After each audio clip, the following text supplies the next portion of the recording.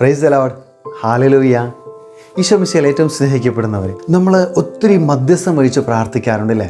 ഒത്തിരി മധ്യസ്ഥ പ്രാർത്ഥനകൾ എല്ലാ വിശുദ്ധരോടും വാഴ്ത്തപ്പെട്ടവരോടും ദൈവദാസന്മാരോടും ധന്യരോടും എല്ലാം നമ്മൾ മധ്യസ്ഥം യാചിച്ച് പ്രാർത്ഥിക്കാറുണ്ട്. എന്തുകൊണ്ടാണ്?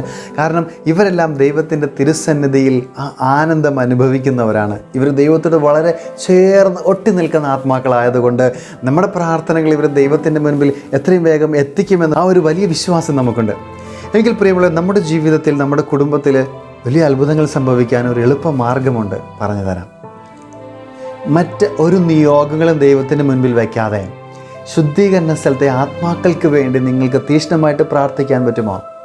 ശുദ്ധീകരണ സ്ഥലത്തെ ആത്മാക്കളെ എത്രയും വേഗം അവിടുന്ന് മോചിപ്പിക്കപ്പെട്ട് സ്വർഗസൈന്യത്തിലേക്ക് എത്തിക്കപ്പെടുവാൻ, സ്വർഗസൈന്യത്തിലെ അംഗങ്ങളുടെ എണ്ണം കൂട്ടുവാൻ നിങ്ങൾക്ക് കഠിനാധ്വാനം ചെയ്യാമോ?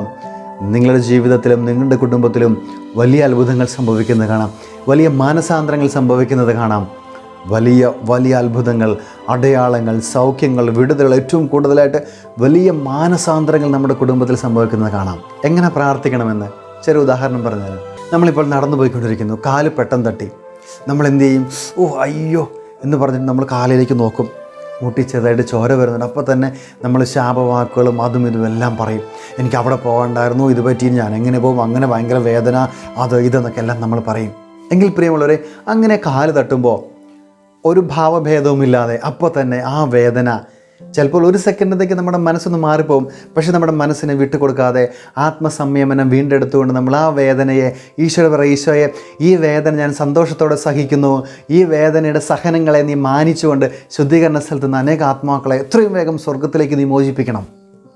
നമ്മുടെ കയ്യിൽ മൊട്ടുസൂചി കൊണ്ട് ചെറിയൊരു വേദനയാണ്, പക്ഷേ അപ്പോൾ തന്നെ പറയണം. നമുക്ക് പല്ലുവേദന വന്നു, അപ്പോൾ തന്നെ ഈശോയോട് പറയണം, ഈശോയെ എൻ്റെ ഈ പല്ലുവേദനയുടെ കാഠിന്യം അങ്ങ് ഉൾക്കൊണ്ടുകൊണ്ട് ശുദ്ധീകരണ ആത്മാക്കളെ മോചിപ്പിക്കണം. ഞാൻ സന്തോഷത്തോടെ വേദന സഹിച്ചോളാം.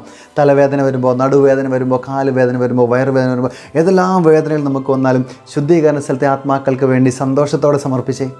നമ്മുടെ ജീവിതത്തിൽ വലിയ പ്രതിസന്ധി നമ്മൾ അനുഭവിക്കുകയാണ്, മാനസിക സമ്മർദ്ദം അനുഭവിക്കുക. അപ്പോഴെല്ലാം ഇതെല്ലാം ശുദ്ധീകരണ സ്ഥലത്തെ ആത്മാക്കളുടെ മോചനത്തിന് വേണ്ടി ദൈവത്തിൻ്റെ സന്നിധിയിലേക്ക് നമ്മുടെ കാണിക്കാൻ നമ്മൾ സമർപ്പിച്ച് കഴിയുമ്പോൾ നമ്മുടെ ജീവിതത്തിൽ അത്ഭുതങ്ങളും അടയാളങ്ങളും സംഭവിക്കും. പക്ഷേ ഒരു കണ്ടീഷൻ, ഈ വേദന വന്നു, പിന്നെ നമ്മളിത് വേറെ ആരോടും പറയാൻ പാടില്ല. അയ്യോ എനിക്ക് ഭയങ്കര വേദന വന്നു, പക്ഷേ ഞാൻ ആത്മാക്കൾക്ക് വേണ്ടി സമർപ്പിച്ചു. അങ്ങനെയല്ല. വേദന വന്നു, സന്തോഷത്തോടെ ആത്മാക്കൾക്ക് വേണ്ടി സമർപ്പിക്കുക. പിന്നെ ആ വേദനയെക്കുറിച്ച് ആരോടും പറയാൻ നിൽക്കരുത്. അതിനെക്കുറിച്ച് പരാതി പാടില്ല, അതിനെക്കുറിച്ച് പരിഭവം പാടില്ല, അതിനെക്കുറിച്ച് ഒന്നും പാടില്ല. സന്തോഷത്തോടെ അത് സമർപ്പിക്കണം. അതിന് സാധിക്കുമെങ്കിൽ ദൈവം നമ്മുടെ ജീവിതത്തിൽ, നമ്മുടെ കുടുംബത്തിലും ഇടപെടും. സ്വർഗത്തിൽ നിന്ന് അവിടുന്ന് അനുഗ്രഹങ്ങൾ കൊണ്ട് നമ്മുടെ കുടുംബത്തെ, നമ്മുടെ വ്യക്തി ജീവിതത്തെ എല്ലാം സമൃദ്ധമായി അനുഗ്രഹിക്കുകയും ചെയ്യും. ഈ അവസരത്തിൽ ശുദ്ധീകരണ സ്ഥലത്തെ ആത്മാക്കൾക്ക് വേണ്ടി തീക്ഷ്ണമായി പ്രാർത്ഥിച്ചുകൊണ്ട് എല്ലാവിധ കൃപകളും അനുഗ്രഹങ്ങളും നമുക്ക് സ്വന്തമാക്കാം. സർവശക്തനായ ദൈവം നമ്മെ അനുഗ്രഹിക്കട്ടെ. പിതാവിൻ്റെയും പുത്രൻ്റെയും പരിശുദ്ധാത്മാവിൻ്റെയും നാമത്തിൽ. ആമേൻ.